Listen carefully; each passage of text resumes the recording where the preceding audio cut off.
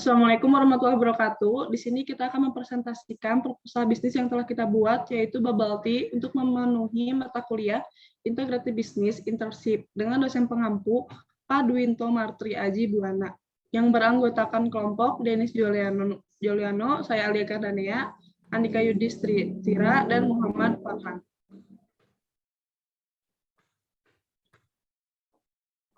Materi yang pertama ada ringkasan eksekutif, pendahuluan, perencanaan bisnis yang meliputi bisnis yang saya akan rencanakan untuk menciptakan.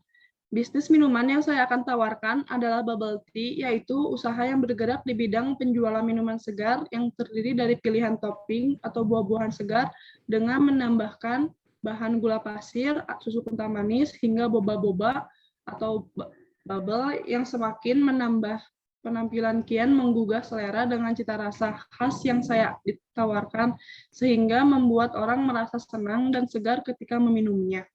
Selain itu, saya memiliki produk tambahan beberapa cemilan ringan, yaitu sebagai pelengkap untuk bersantai sambil menikmati minuman bubble tea. Rencana tempat usaha ini adalah di sebuah minimarket dengan menyewa tempat. Meskipun penjualan minuman ini di sebuah lahan minimarket, saya akan merancang konsep marketing sehingga menjadi tempat jajanan yang menarik minat pelanggan. Selanjutnya, gambaran umum bisnis. Produk yang ditawarkan usaha ini adalah produk minuman ringan bertopping atau biasa dikenal dengan sebutan bubble tea. Lokasi usaha saya yang akan dilaksanakan di pinggir jalan. Proses operasional akan dijalankan pada suatu lahan dalam bentuk outlet. Outlet yang dipergunakan di sini berbentuk seperti booth makanan minuman yang umumnya dikenal masyarakat. Tampilan booth ini akan didominasi oleh warna hijau. Produk minuman ringan bertopping ditawarkan ini adalah beberapa jenis teh seperti green tea, milk tea, green tea milk, dan akan digabungkan dengan perisa dari berbagai brand yang telah memiliki BPOM. Kemudian ditambahkan dengan pilihan topping. Produk yang dibeli konsumen pun akan diracik langsung oleh barista, petugas peracik minuman, setelah konsumen memilih dan membayar pesanan tersebut. Selanjutnya akan dilanjutkan oleh Denis. Saya di sini akan menjelaskan tentang keunggulan yang ditawarkan oleh bisnis saya terhadap perseorangan pesaing. Produk ini memiliki beberapa keunggulan, antara lain adanya kandungan teh dan susu pada produk ini, membuat produk bubble tea ini menjadi minuman instan saset yang tidak merugikan kesehatan. Produk bubble tea ini disebut saset karena hampir semua bahan-bahan yang digunakan pada produk ini berasal dari alam dan tanpa penggunaan bahan-bahan kimia. Selain itu, produk ini mengandung teh dan susu yang sudah jelas manfaatnya bagi kesehatan tubuh, sehingga bubble tea ini memiliki keunikan tersendiri bila dibandingkan produk yang lain sudah beredar di pasaran. Jika ditinjau berdasarkan segi ekonomisnya, sirup gula aren lebih murah daripada gula pasir, sehingga harga minuman bubble tea ini lebih murah dari minuman sejenis yang sudah ada di pasaran.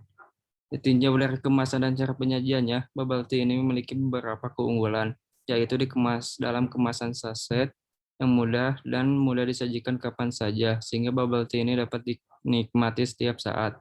Menyeleksi bentuk kepemilikan bisnis. Bisnis ini akan diatur sebagai suatu lembaga perusahaan, apakah perusahaan perseorangan, perusahaan kemitraan sipil, atau firma, perusahaan, atau PT. Bentuk organisasi dari Bubble Tea ini adalah organisasi lini. Bentuk organisasi ini sesuai dengan Bubble Tea karena organisasi ini sederhana dan stabil. Bubble Tea ini sendiri hanya memiliki dan dijalankan oleh 4 orang.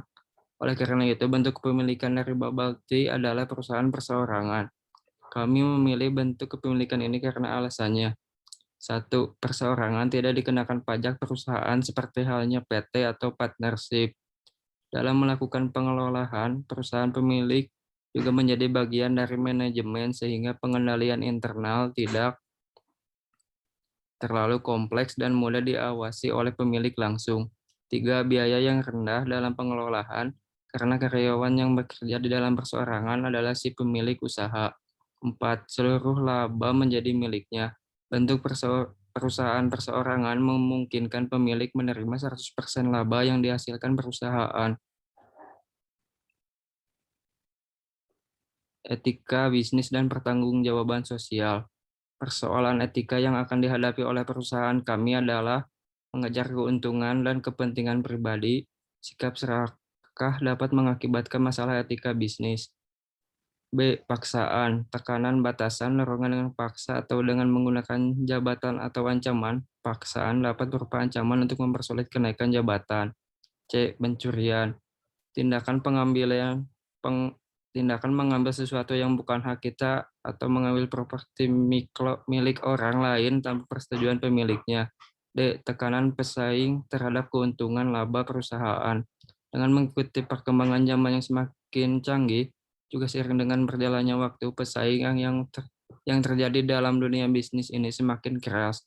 Oleh sebab itu, seringkali hal ini membuat para pelaku bisnis hingga perusahaan harus berpikir keras dalam mempertahankan usahanya dan laba perusahaan. Kami akan menangani situasi persoalan etika ini dengan cara etika bisnis dapat diterapkan kepada setiap orang mulai dini melalui orang tua. Pendidikan dini tentang etika oleh orang tua sangatlah penting dalam pembentukan pribadi dan norma setiap orang. Etika itu sendiri merupakan hal yang paling mendasar dari sifat manusia. Ketika dasarnya kokoh, maka prinsip tersebut akan mudah roboh. Namun jika dasarnya goyah, maka prinsip tersebut akan roboh. Uraian tanggung jawab sosial kepada karyawan, konsumen, dan manajemen. Tanggung jawab sosial perusahaan kepada konsumen tidak hanya seputar masalah penyediaan produk atau jasa, tetapi juga harus memperhatikan aspek-aspek lain. Merujuk pendekatan utilitarian, maka perusahaan harus menghasilkan produk atau jasa yang memiliki banyak manfaat kepada masyarakat. Perusahaan wajib memberikan rasa aman dan nyaman kepada karyawannya, memperlakukan karyawan dengan adil. Selain itu, perusahaan juga memberikan kesempatan dan fasilitas untuk pengembangan diri karyawan. Tanggung jawab ini berkaitan dengan lingkungan, misal dengan tidak membuang limbah sembarangan, mencegah polusi di sekitar tempat usaha, mencegah penggunaan bahan berbahaya. Jadi perusahaan diharapkan ramah terhadap lingkungan. Bisnis kami akan menggunakan media internet yang menyediakan informasi relevan dengan konsumen, karyawan, dan investor melalui metode-metode berikut. 1. Sosial media marketing atau SMM. Sepertinya kekuatan sebuah jejaring sosial media strategi pemasaran secara online sudah tidak perlu dipertanyakan lagi. Namun penting untuk dipertimbangkan menggunakan platform sosial media yang sesuai dengan bisnis atau produk yang ingin kita tawarkan. 2. Email marketing. Email marketing sangat cocok untuk Anda yang sedang mengumpulkan database customer. Kelebihannya memiliki yang sudah inject dengan bisnis Anda akan tertarik dengan produk-produk terbaru atau informasi terbaru yang Anda tawarkan lewat email. 3. WhatsApp marketing. WhatsApp menjadi platform chat terpopuler karena fiturnya yang simpel, cepat, dan mudah digunakan. WhatsApp sekarang tidak hanya sebagai aplikasi chat, tetapi banyak juga pebisnis menggunakannya untuk perjualan dikarenakan banyak orang menggunakan WhatsApp. Selanjutnya akan dibacakan oleh Andika.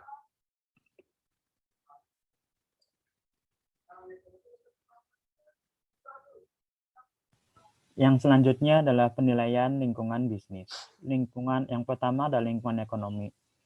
Kondisi ekonomi lokal yang berlaku sekarang akan mempengaruhi kinerja bisnis, yaitu yang pertama, kurangnya kendali dari pembeli terhadap bisnis bubble tea itu sendiri.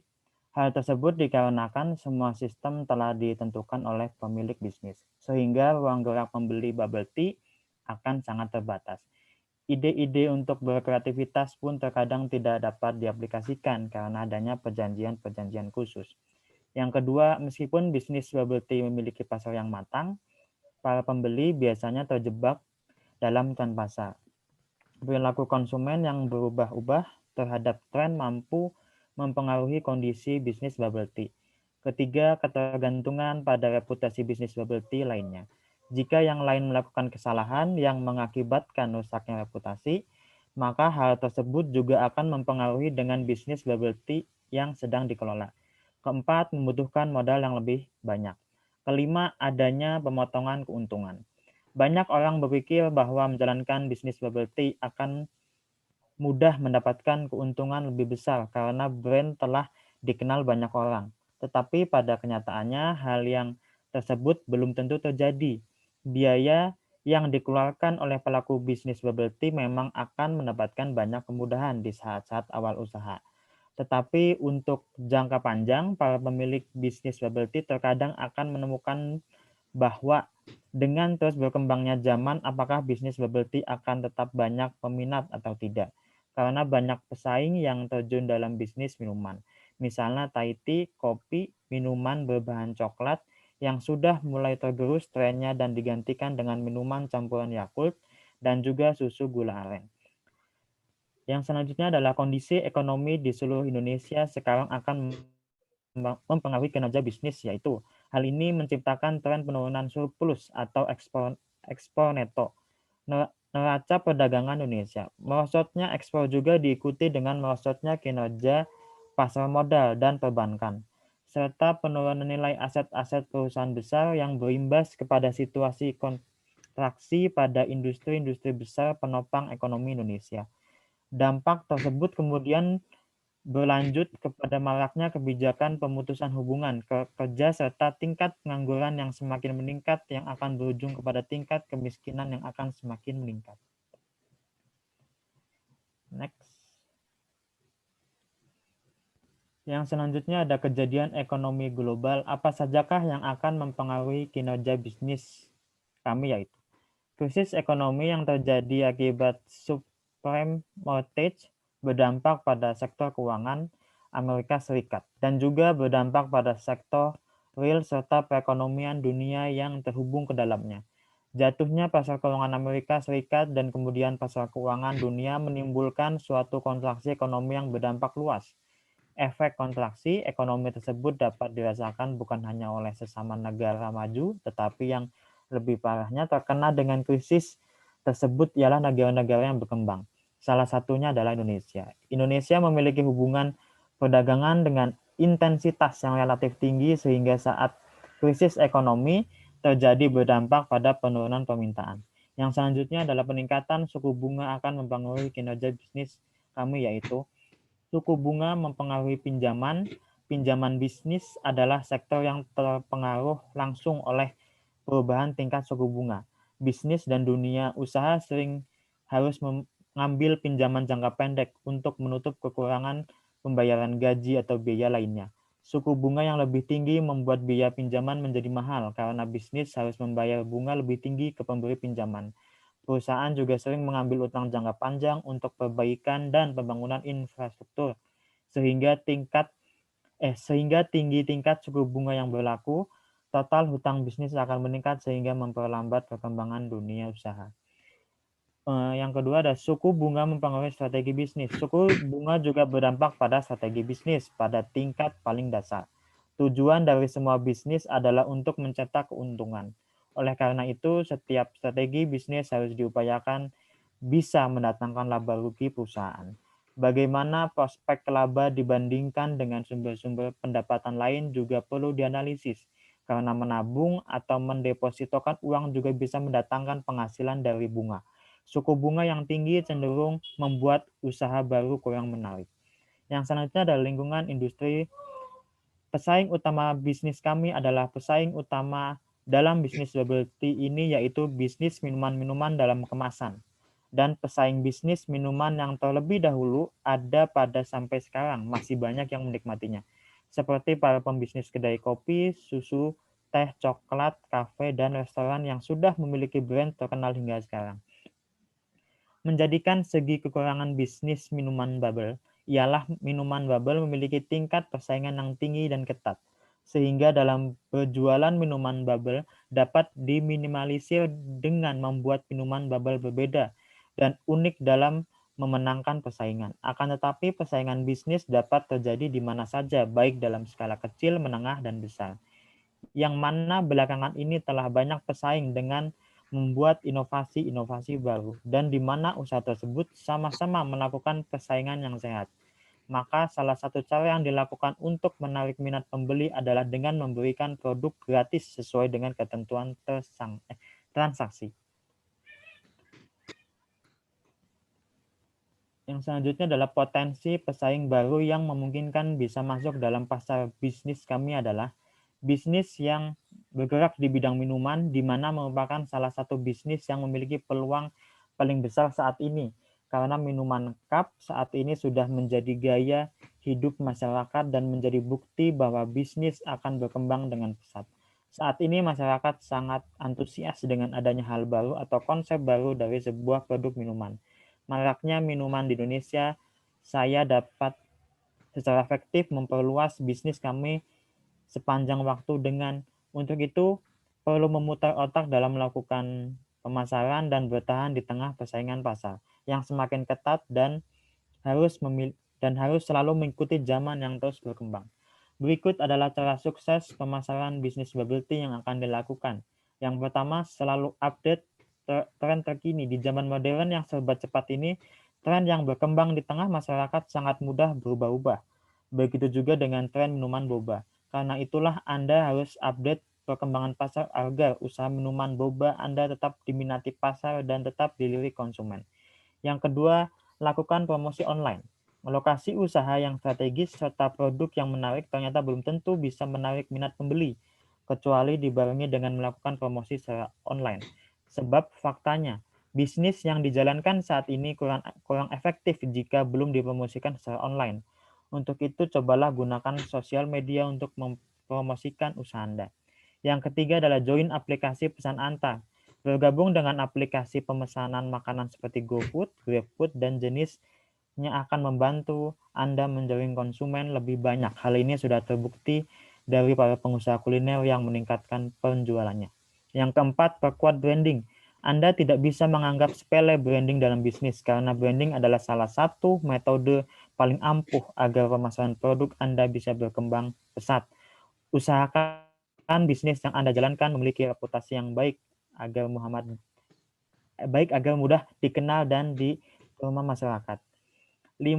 Memberikan diskon. Tidak ada salahnya memberikan diskon atau giveaway kepada konsumen minuman boba Anda. Hal ini bertujuan untuk menarik konsumen baru lebih banyak, sekaligus mempertahankan konsumen lama. Cara ini terbukti efektif dilakukan, apalagi jika usaha yang dilakukan masih terbilang baru untuk dikenal masyarakat. Yang selanjutnya akan dipresentasikan oleh Muhammad Farhan.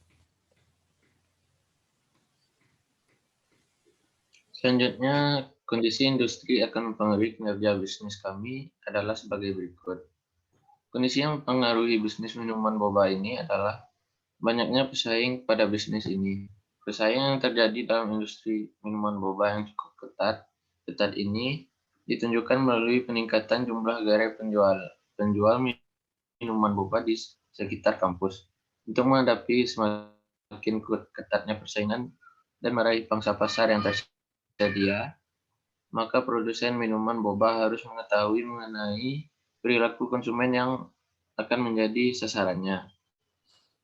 Untuk menganalisis perilaku konsumen, teori yang menjadi rujukan adalah teori perilaku konsumen yang dikemukakan oleh Angel dan kawan-kawan. Terdapat 3 faktor yang membentuk dan mempengaruhi perilaku konsumen, yaitu pengaruh lingkungan, perbedaan individu, dan proses psikologi. Bisnis kami akan mempertahankan keunggulan bersaing terhadap para pesaing, yaitu bisnis kami akan berusaha dalam menjaga pelanggan dengan berbagai cara agar para konsumen tetap setia membeli minuman boba kami. Dengan cara memberi promo-promo pada hari besar atau hari tertentu.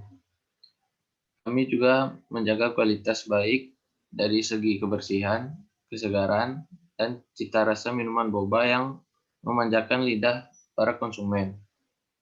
Selanjutnya, lingkungan global. Apakah bisnis kami akan menggunakan produk impor atau tidak? Alasannya, minuman yang banyak dikandungi anak muda itu sudah ada sejak tahun 90-an. Ia pertama kali populer di Taiwan. Di negeri naga kecil Asia itu, brand bernama Quickly menjadi rajanya, bahkan hingga merambah ke negara lainnya. Jadi bahan-bahan yang kita kita ini semua impor 100% dari Taiwan. Nggak ada bahan lokal karena mempertahankan keaslian awal dari sejarah minuman boba ini.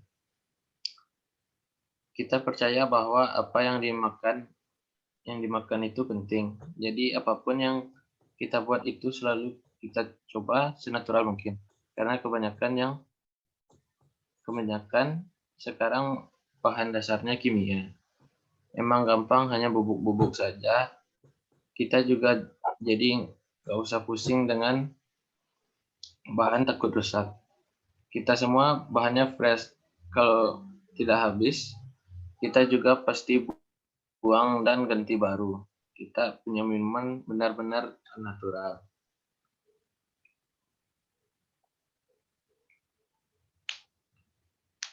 Dalam jangka panjang, bisnis kami berencana akan mengekspor ke negara-negara. Dalam jangka panjang, bisnis ini kami rencanakan untuk mengekspor ke negara lain. Dan akan banyak cabang-cabang di luar negeri. Dengan cara membuka franchise, maka akan banyak pengusaha-pengusaha baru akan membeli franchise minuman boba ini. Dengan kami akan mengekspor bahan-bahannya langsung ketika dipesan, agar tetap menjaga rasa natural dari bisnis ini. Dalam jangka panjang, setelah ekspor, pesaing-pesaing luar negeri mana sajakah dan pesaingnya itu. Gongcha merupakan salah satu brand bubble tea yang paling terkenal di dunia. Brand ini didirikan di Kaohsiung, Taiwan pada tahun 2006, kemudian melebarkan sayapnya bisnis mereka ke Hong Kong dan negara Asia lainnya. Meski kini Gongcha sudah berpindah tangan ke perusahaan Korea, tapi Gongcha memiliki ribuan cabang yang tersebar di Macau, Korea Selatan, New Zealand, Australia, Singapura, Malaysia, Cina, Kanada, Amerika, Filipina, Myanmar, Vietnam, Jepang, dan Brunei. Dan juga ada Koi, merupakan brand bubble tea lokal asal Taiwan yang sudah berdiri sejak tahun 1994 di kota Taipei. Koi ini sempat beberapa kali berganti nama, meski begitu Koi berhasil membuka ratusan gerai di beberapa negara. Pertumbuhan Koi paling terlihat di Cina dan beberapa negara di Asia Tenggara. Kini Koi memiliki banyak cabang di Taiwan, Hong Kong, Macau, Jepang, Singapura, Thailand, Vietnam, Malaysia, Kamboja, Myanmar, dan Indonesia. Next.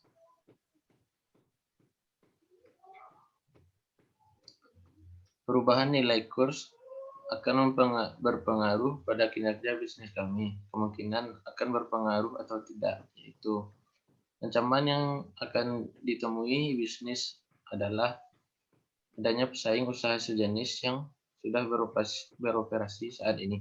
Munculnya pesaing baru, karyawan yang kurang terlatih dalam kegiatan operasional, dan besarnya nilai kurs yang tidak menentu. Perubahan nilai kurs akan sangat berpengaruh pada bisnis ini. Bisnis kami akan menggunakan media internet untuk menilai persaingan, lingkungan industri maupun lingkungan global, yaitu bubble tea atau boba mampu meningkatkan awareness konsumennya pada generasi milenial atau Z dengan memanfaatkan internet dengan baik. Pemanfaatan internet ini sejalan dengan karakteristik kedua generasi yang telah familiar dengan internet dan bahkan mengakses setiap waktu untuk memperoleh informasi yang dibutuhkan. Internet dimanfaatkan untuk memperkenalkan dan memasarkan produk. Bubble tea juga dipromosikan oleh beberapa influencer yang diikuti dan diketahui mereka dari kedua generasi tersebut. Hal-hal tersebut mampu meningkatkan awareness konsumen pada bubble tea. Sekian presentasi kami dari kelompok ini tentang bisnis boba.